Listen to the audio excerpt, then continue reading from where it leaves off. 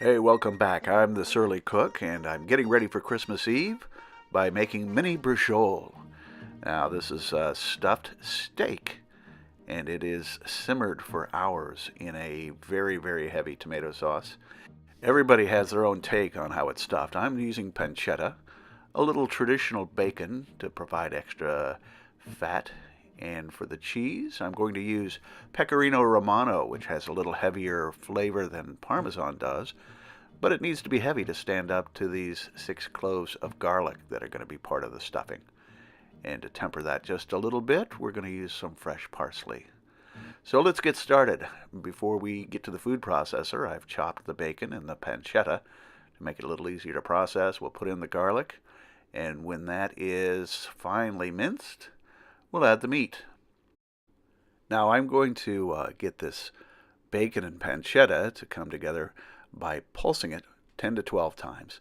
And you can see it just is starting to clump. And when we get to this point, we'll stop and we'll add the parsley. Now this will just take about 3 or 4 pulses, and then we'll add the cheese. And this is going to take another 10 to 12 pulses. And now, because of all the fat in the bacon, you can see it's formed a very nice paste. Now, braciole are generally a pretty large affair using flank steak or bottom round. In this case, I've chosen to use eye of round. That is a, quote, Milanese cut, which is a 1/4 inch thick, perfect thickness to make braciole, no pounding required. And because these are fairly small, I can pull them together using simply a toothpick, and I won't have to truss them with butcher's twine. So you see, I just added a little paste, rolled. I'm going to take a toothpick and just skewer it through at the seam. The fatty seam of the steak I'm leaving out, so that will render when I brown the meat in the next step. Here's the aerial view of the same process. You see that nice thick paste. And roll it up. Now I'm going to truss it with that toothpick. Now you see the ends are open, which means a little of the filling is going to leak out, and I'm not worried about that a bit because it'll flavor the sauce and there'll still be plenty of flavor inside the braciole. Now this pan is very hot. You can see the olive oil already spreading, and it needs to be pretty hot because what we want to do is just sear these braciole before we start our sauce. So I'm going to add them to the pan. There we go. They're all there. Let those cook for a couple minutes on each side. Now there is a scene of the first time I rotated these braciole, and I didn't use the tongs. I used my hands. I decided to delete that from the final video because it was a stupid thing to do. So we get those all browned, and now the exciting part, the transition to the second batch of braciole. Not even sure why I'm showing you this, but just to really drive home the point that you can't really fry it all at once. You need some space in the pan, otherwise you're just going to be stewing it.